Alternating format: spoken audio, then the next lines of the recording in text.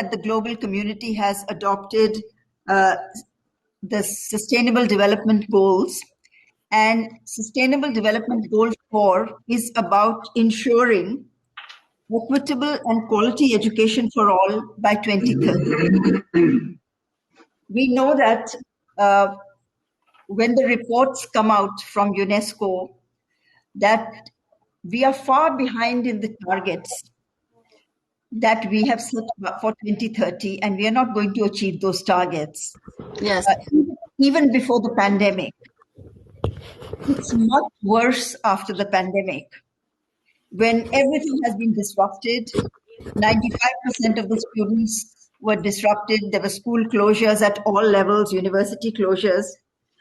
So how can we ensure that we come back in track? And what is the role that faith-based education will have to play? Because we know when the pandemic happened, everybody was disrupted. And what happened is that those who were resource rich, who had access to computers, who had access to elite schools, continued as if nothing has happened. But on the other side, there were people, migrant workers, refugees, displaced people, who had no way of actually accessing any technology. Print was not available. The parents were not literate enough to support their children in the learning and teaching process. So what we've seen in this pandemic is a huge social inequality. Social and digital inequalities have become much bigger. Yes. We've also seen that teachers did not have the capacity they needed to deal with this type of, quick pivot into online mode. They just didn't have that capacity. They didn't have the resources that were required for quality teaching and learning. So I think this has really raised the question of what are we going to do to go back on track to ensure that nobody is left behind and everyone does have access to quality education, that we try to close these social and digital divides, we build the capacity of teachers. And here again is the question that since everybody has to contribute, we are all interdependent, interconnected. This is again something the pandemic has shown. What can we do that we can bring all our energies together to ensure that we address these challenges which have really been highlighted? Now, if you look at when I remember, I'm very old, so when we were growing up, I went to a Catholic school in India, and even though I'm a Hindu, I went to a Catholic school which was which had very good quality education. The nuns were teaching us, and even though they were from different countries, like they were from Belgium, from Ireland, the UK, they adapted to the Indian context and they accepted a kind of plurality of religions. So the Hindu girls were allowed to go to the Hindu, temples. The Sikh girls were allowed to go to the gurdwaras. We could go to mass in the chapel if we wanted to.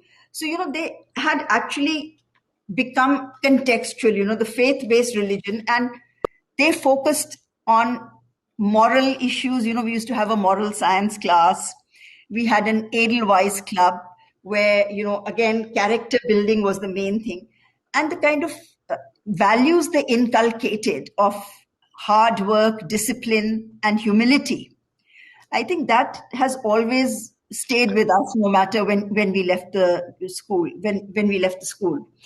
So I think faith-based education has a big role to play today when we are so interconnected and yet we are so selfish. We've lost those values. And let me draw your attention to one of the targets, of the Sustainable Development Goal 4 has 10 targets. And one of the targets is that all learners acquire knowledge and skills needed for sustainable development, including human rights, gender equality, culture, and culture of peace, non-violence, global citizenship, appreciation of cultural diversity, and culture's contribution to sustainable development. Now, this is one of the goals in SDG 4. So, what are we doing towards it? Because what is sustainable development? Sustainable development, I mean, learning for sustainable development, which is what my organization promotes, the Commonwealth of Learning, through the use of technology. It means that learning must lead to economic empowerment, social inclusion, and environmental conservation. All three dimensions. But are we taking care of all these in our teaching and learning? Now people are talking about, building back better. And this is where I think faith-based education really has a proactive role to play. And I would say, rather than simply call it faith-based, interfaith probably would be a better term, because Yes, we're so interconnected. And Nicoletta, you are coming from Princeton. Now, yes, just to give an example of the Catholic schools in Boston, they talk about, the dignity of labor, giving preferential options to people, who are poor, taking care of all God's creatures, the dignity of human beings, community and family participation. All those are from a Catholic school. But if you go to India, to Gujarat Vidyapeeth, which is a Hindu-based school, you'll find the same values, dignity of labor. They are bringing in Gandhian principles that, education must be holistic. It must not just touch the head, but also the heart and the hand. People should be able yes, to do something with the hands, yes, self-reliance, dignity of labor. And then if you go to the Dalai Lama himself, again, he's talking about the head and the heart, compassion, empathy, values. So if we are going to build back better, what can faith-based institutions do to ensure that these values are integrated centrally in the new building back better system? I mean, that's the first question. And this is where I would like to ask you, Nicoletta, Haikun, and Andreas, to share examples of where you think good faith-based education has worked, during the pandemic.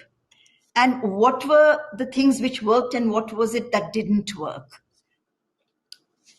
So who will go first? Nicoletta, you are nodding your head. Maybe you can go first. thank you. Thank you so very much. I loved very much how you outlined both the challenges but the potentials and the needs.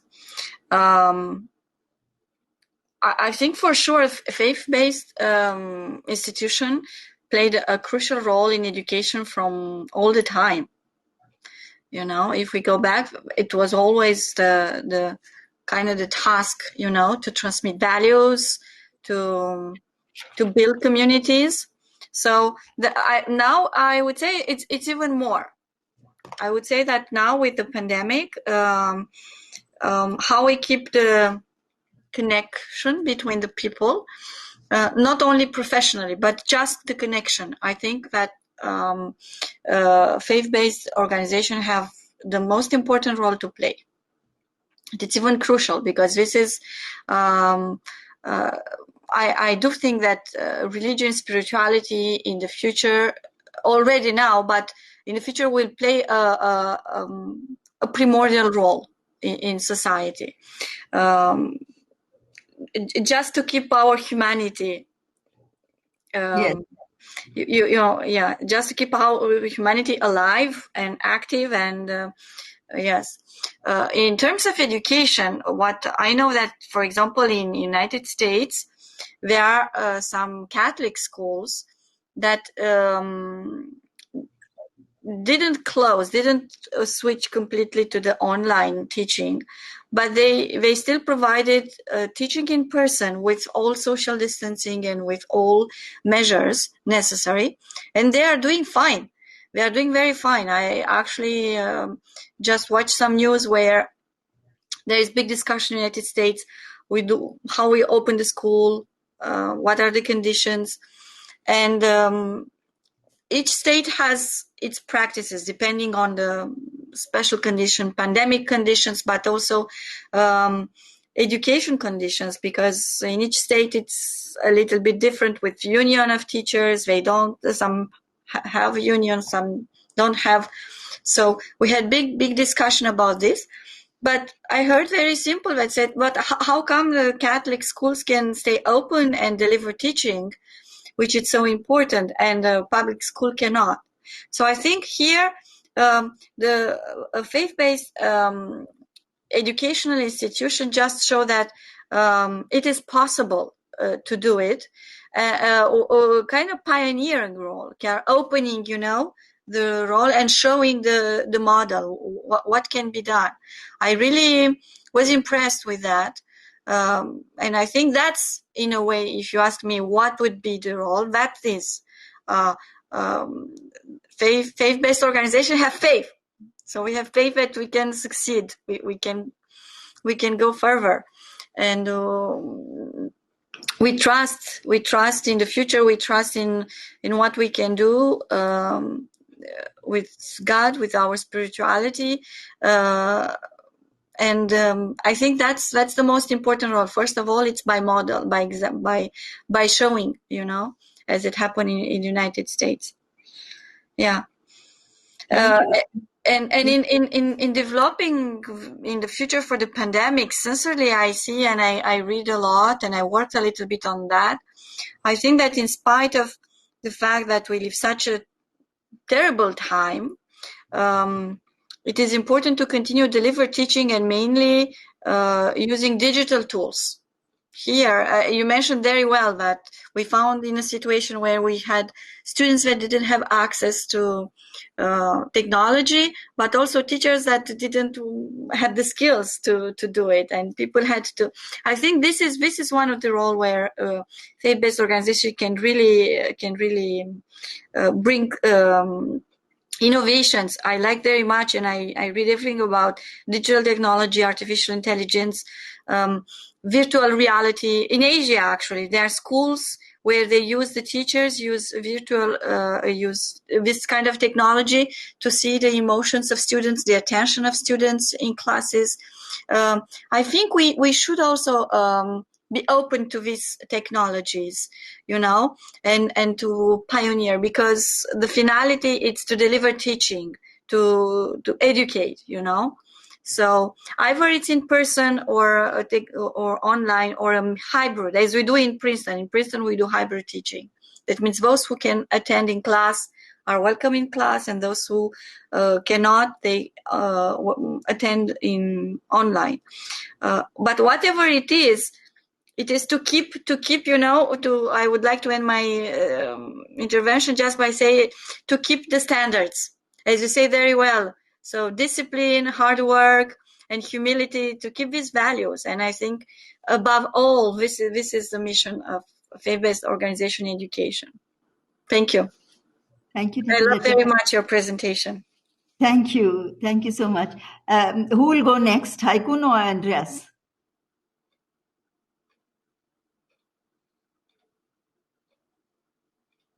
Is Andreas there? Yes, I'm here. And Haikun is trying to speak, but he's muted, I think.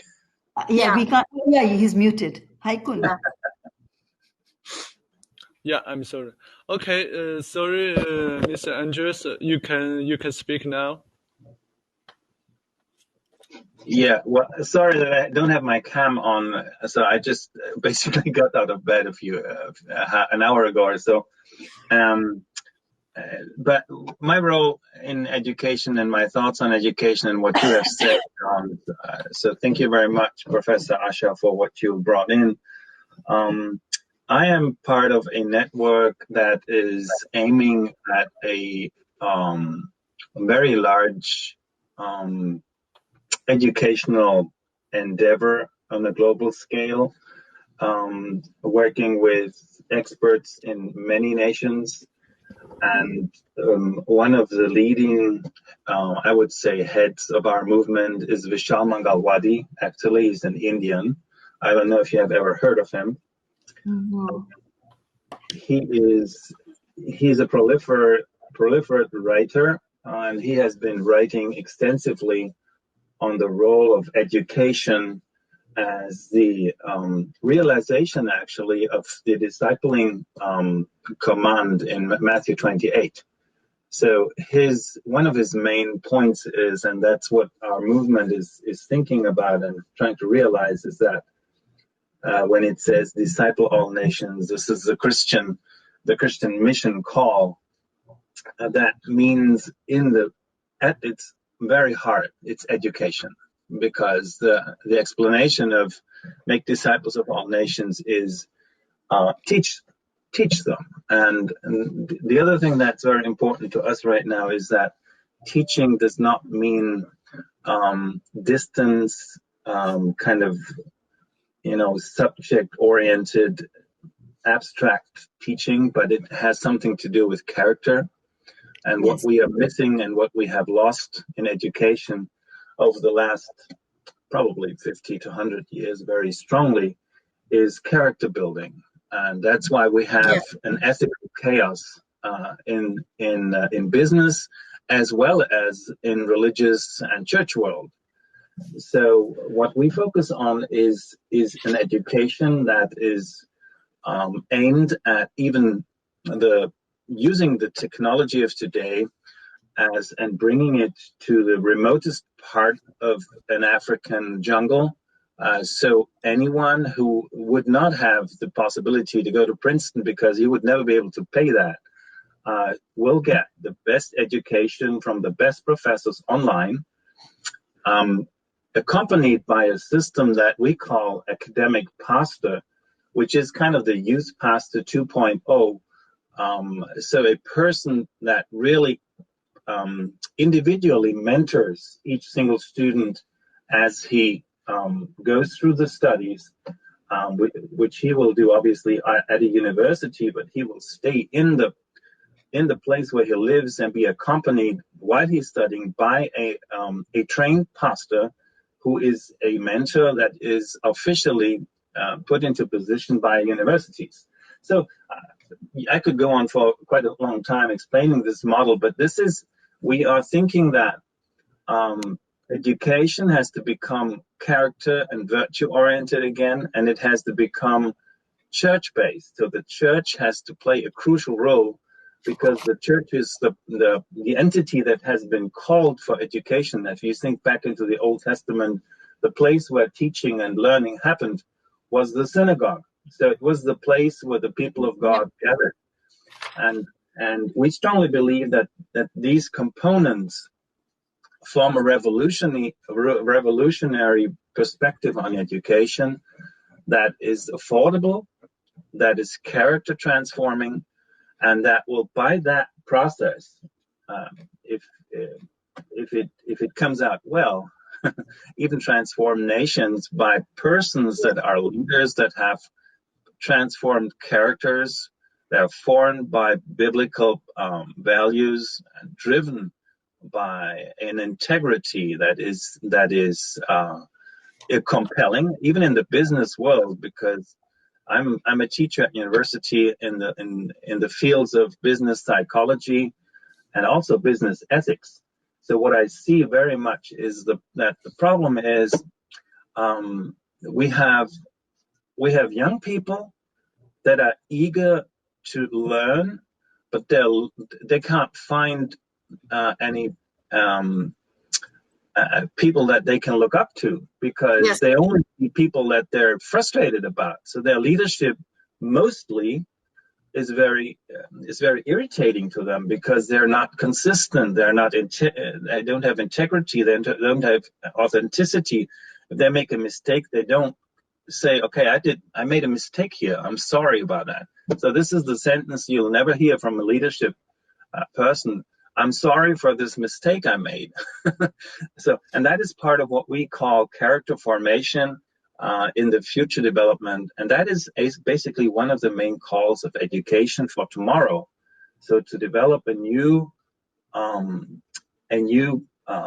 group of people that have been trained in character and in personality and in biblical values, that is something that we see as very necessary to change our world into a better place, actually. So that's maybe my 5 cents. Thank you, Andreas. Do you want to go now, Haikun, or is it Amaro? I can see Amaro Biku is there. Yes, I think you are even earlier. You can go. Please go first if you would like. You are muted. We can't hear you.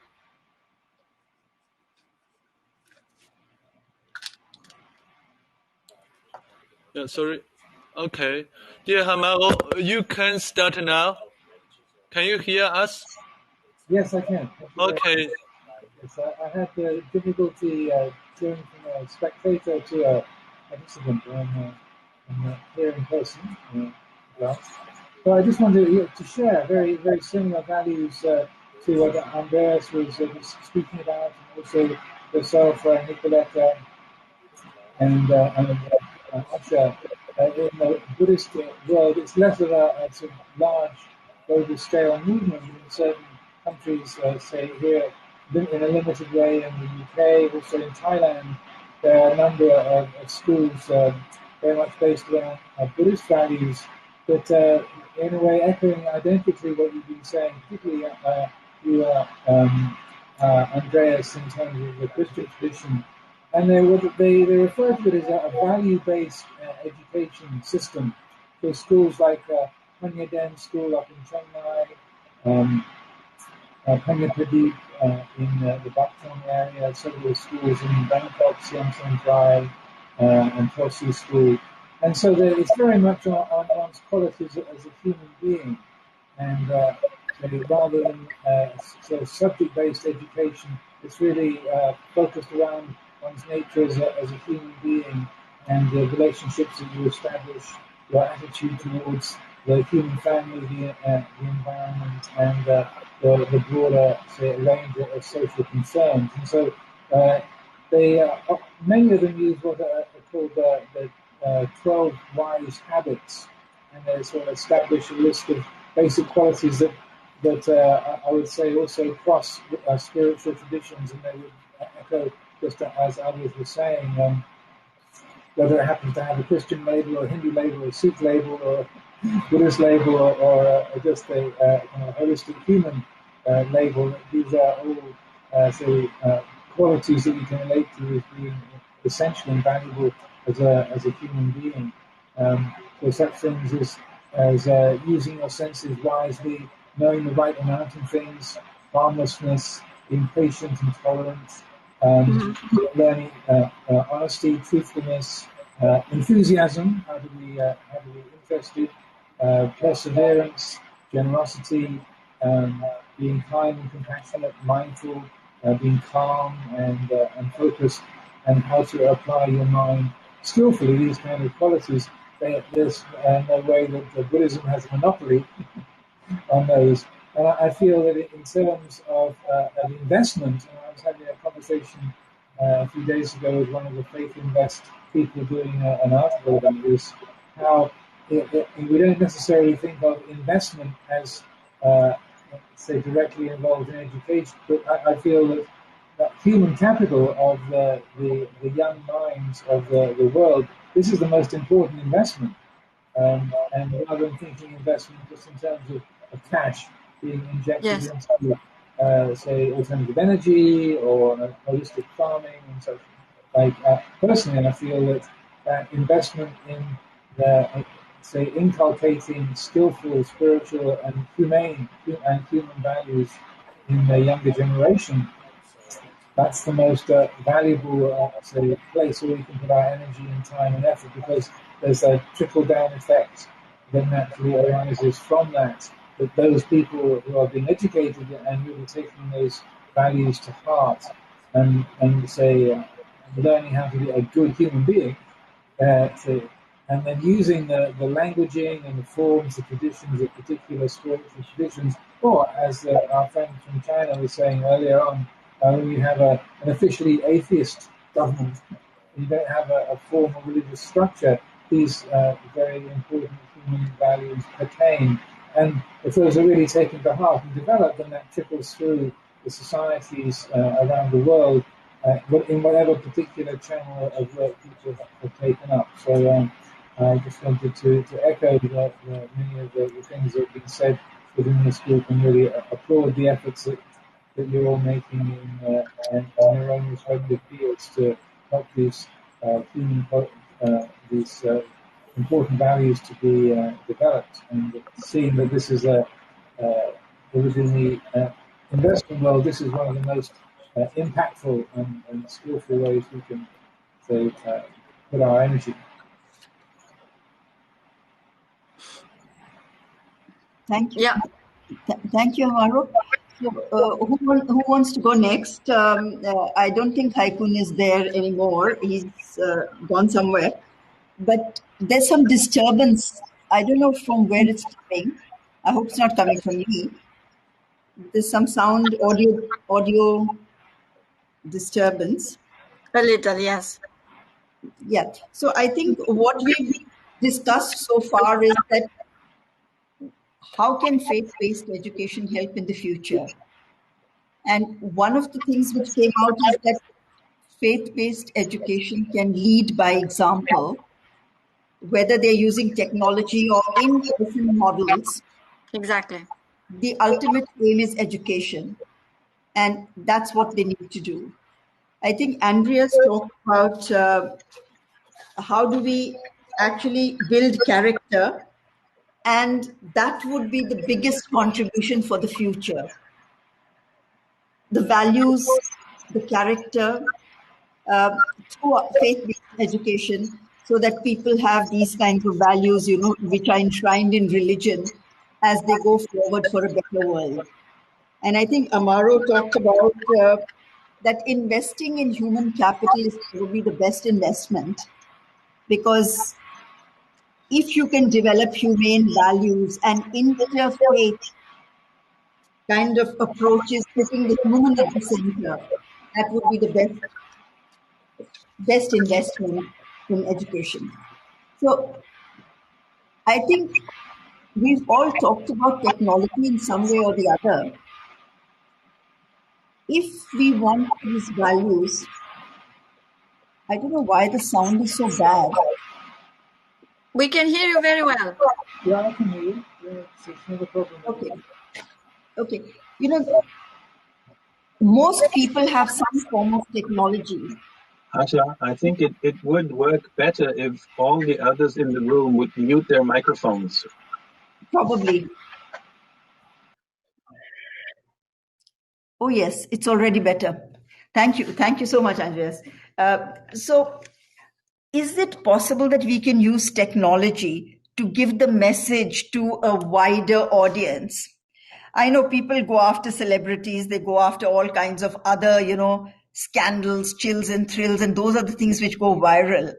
But is it possible that there could be some kind of, key champions out there who could inspire the young people or any people, not just young people, but any people to really take the message and then sort of share it with others and make it into a movement? Is that at all possible, or is that sort of, looking for a utopian dream? I mean, how can we use technology positively and social media positively? I mean, even radio, because in some country, some areas, it's only radio. You see radio, a transistor radio hanging from the horns of a buffalo, and the farmer is listening to the news or whatever and plowing the field. So how can we use technologies to, bring this message out? Nicoletta, you were saying something? That's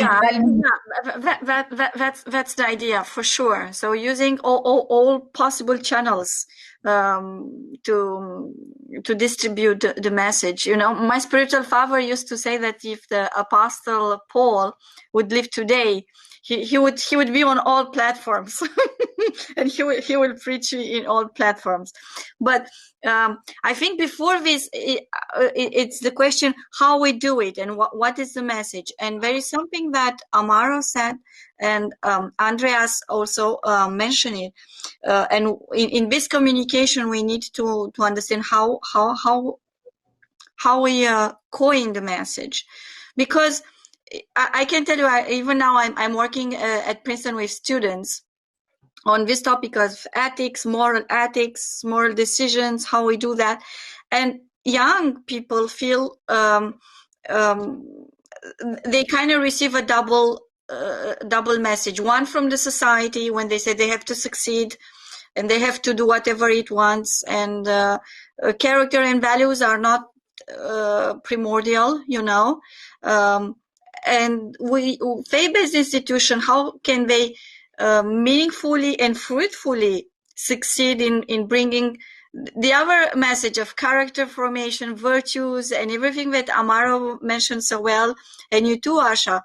So these young people will not feel like, and I remember that my son, I have a son who is 26 years old now, but when he was in school, he sometimes said, "Mom, I feel like crucified. It's like I have two lives, one at school with some values or in society, and one at home." And we succeeded to find a way, but was really not easy. And I think this is one of the things that we should reflect, how it's not I don't speak about adjusting the discourse, because I think what we bring to the society is very valuable as it is, absolutely valuable. But how we can understand this what we call multiple identities, multiple realities that these young students are living. So how we can reflect on this and still transmit them and form their character, and teach them humility, generosity, and everything every one of you mentioned that. I think this is very important, because these are like counterintuitive to the society. It's like navigating against the main current. And this is, I'm still reflecting on this, but I also think before going and using all these digital tools, the message, what is the content exactly, to think about that. Nicoletta, you said something which is very important about the multiple identities and multiple realities. And I think this is, we human beings have the tendency to put people into one slot. Yeah. We put people into unitary identities, and that's where the stereotyping, etc., begins. And then the fear of the other, all those kinds of things, So if we want to respect, understand, and have empathy and kindness for other people, I think this is the first thing to recognize is multiple identities, that everybody can be 20 different people in the same body. I can be a vegetarian, I can be a Christian, I can be a Hindu, I can be a secular person, I can be a woman, all sorts of identities. So this is a very important point. And the other one thing which you said is that the message is important. What message are we going to give? And this, let me add to that it's also who gives the message. Yeah. Because there are certain people, like peers listen to each other, so if they're peers, peer to peer, or if you've got charismatic leaders like the Dalai Lama himself, when he speaks to 1,000 people and you are sitting in the audience, you think he's speaking to you. He's that charismatic. I've heard him speak, and it seems as if he's talking to me directly. Yes, Amaro. One thing on this theme, I think that the influence, and one of the aspects of the connectivity of the current age and the digital world that people live in, is that when you have a prominent person who vocally and publicly espouses certain values, it has a big impact. So someone like Oprah Winfrey in the US in particular, if she has a spiritual teacher her program was interviewing, say, Eckhart Tolle, and she praises his values. There was someone of that kind of nature who was so socially very well known, well respected, or someone like Richard Gere, and they'd say, I think that emotional intelligence is more important than IQ and academic achievement, how we are as human beings, then that has a very powerful impact. And obviously, not every sector of society or age group is going to be paying attention to the same people, but I feel if those people who are in prominent, powerful, and impactful positions can be ready to speak or encouraged to speak up and sort of pinpoint, say, this is an important quality to aim at, and embody that in themselves, in the way they function, the way they speak, the way then that has a very, very helpful and skillful impact. And like you say, it's leading by example also. It's not just talking the talk, but actually embodying those qualities in who they are. So when people have a living example, say, I want to be like that, or this person I admire, whether it's a movie star or a rock singer or a TV interviewer or a politician, whoever it might be, or a spiritual leader, that they are saying, this is where I find it most important, this has really helped me, then that has an enormous say a ripple effect on the people who are paying attention to that person. And tens of millions, hundreds of millions of people can be affected in positive ways in a short period of time, in a genuine fashion.